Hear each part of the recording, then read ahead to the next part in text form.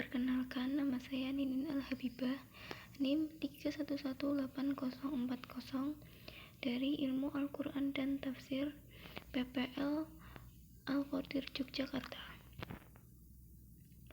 Pada kesempatan kali ini, saya akan membahas mengenai harmonisasi dan kebinekaan masyarakat Indonesia. Indonesia adalah negeri yang kaya, tak hanya sebatas pada sumber daya alamnya saja, tapi juga ragam budayanya. Luas wilayah yang membentang dari Sabang sampai Merauke menjadikannya memiliki keragaman budaya yang luar biasa. Berdasarkan sensus BPS pada 2010, ada lebih dari 300 kelompok etnik atau 1.340 kelompok suku bangsa di Indonesia. Keanekaragaman ini mencetuskan semboyan Bhinneka Tunggal Ika yang berarti berbeda-beda tetapi tetap satu, meski memiliki aneka ragam suku, budaya, agama, golongan. Indonesia tetaplah satu kesatuan.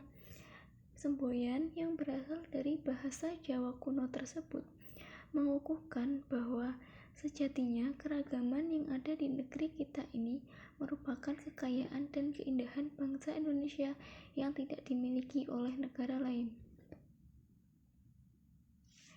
Lantas, apa saja wujud keragaman budaya yang bangsa ini miliki?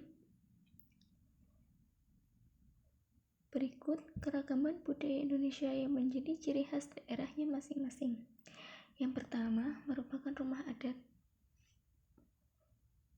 Rumah adat dibangun dengan wujud dan cara yang sama dari generasi ke generasi tanpa atau sedikit mengalami perubahan.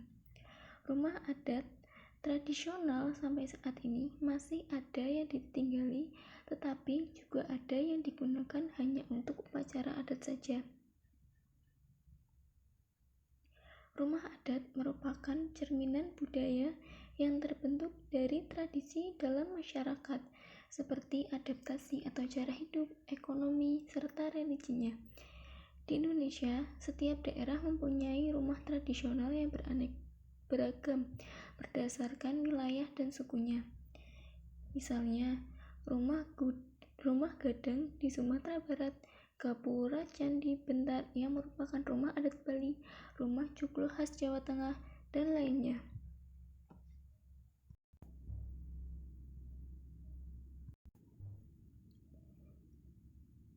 Yang kedua ada makanan khas. Makanan menjadi salah satu wujud keragaman budaya di Indonesia. Kuliner atau makanan juga merupakan produk budaya yang berwujud nyata yang sangat mudah dikenali sebagai identitas suatu masyarakat. Misalnya, di Sumatera Selatan terkenal dengan makanan pempeknya. Kemudian kerak telur dari Jakarta, nasi lengko khas Cirebon, nasi gudeg khas Yogyakarta, rujak cingur dari Jawa Timur, ayam betutu dari Bali, ayam taliwang dari Nusa Tenggara Barat, papeda dari Maluku dan Papua, dan sebagainya. Lalu ada alat musik dan lagu tradisional. Alat musik tradisional menjadi salah satu wujud keragaman budaya di Indonesia. Lagu tradisional adalah lagu yang berasal dari daerah tertentu. Lagu daerah mirip dengan lagu kebangsaan, namun statusnya hanya bersifat kedaerahan dengan lirik dan bahasa asal daerah masing-masing. Lagu tradisional umumnya menceritakan nilai kehidupan masyarakatnya dan memiliki makna yang mendalam. Contoh lagu tradisional yang terkenal di Indonesia adalah Rasa Sayangi yang berasal dari Maluku, Gundul-Gundul Pacul dari Jawa Tengah, Bungong Jumpa dari Aceh, dan lain sebagainya. Indonesia juga memiliki alat musik tradisional khas masing-masing daerah seperti angklung, beduk, calung, gamelan, kolintang, tifa, tamborin, saluang, sasando, dan sebagainya. Selanjutnya ada senjata tradisional. Senjata tradisional juga merupakan salah satu wujud dari keragaman budaya di Indonesia. Senjata tradisional tidak hanya digunakan sebagai alat berlindung dari serangan musuh, tapi juga digunakan dalam kegiatan berladang serta berburu. Saat ini, senjata tradisional telah menjadi identitas bangsa yang turut memperkaya kebudayaan Nusantara. Misalnya, rencong khas masyarakat Aceh, golok khas Betawi, kujang khas Jawa Barat, keris khas Jawa Tengah, celurit asli Madura, dan lain sebagainya. Lalu ada tarian adat. Tari adat juga salah satu wujud keragaman budaya yang ada di Indonesia.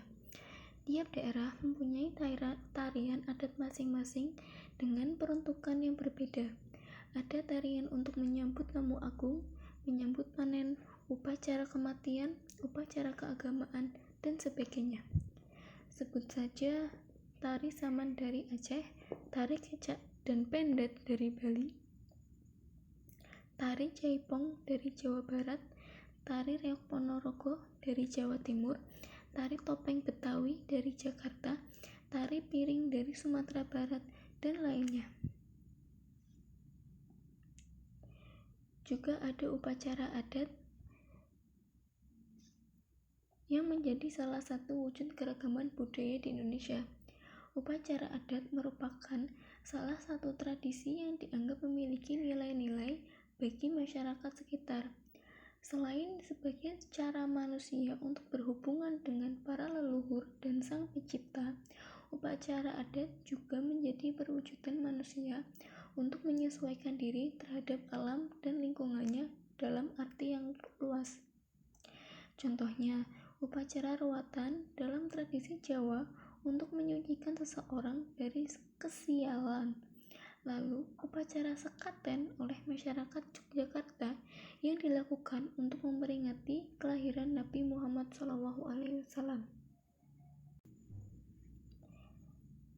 Ada contoh kebinekaan dalam kehidupan sehari-hari, yaitu bisa dilihat melalui pondok pesantren.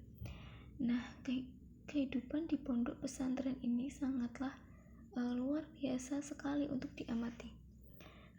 Karena selain menjadi pusat ilmu agama, pondok pesantren juga berbaur dan mewarnai masyarakat di sekitarnya.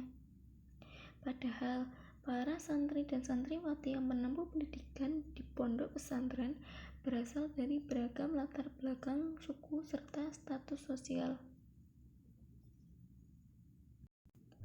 Walaupun berbeda latar belakang para santri dan santriwati ini, mereka mempunyai satu tujuan yang sama, yaitu untuk mencari ilmu serta mendapatkan ridho dari ustadz, guru maupun kiai mereka. Dan penjelasan dari saya kali ini. Wassalamualaikum warahmatullahi wabarakatuh.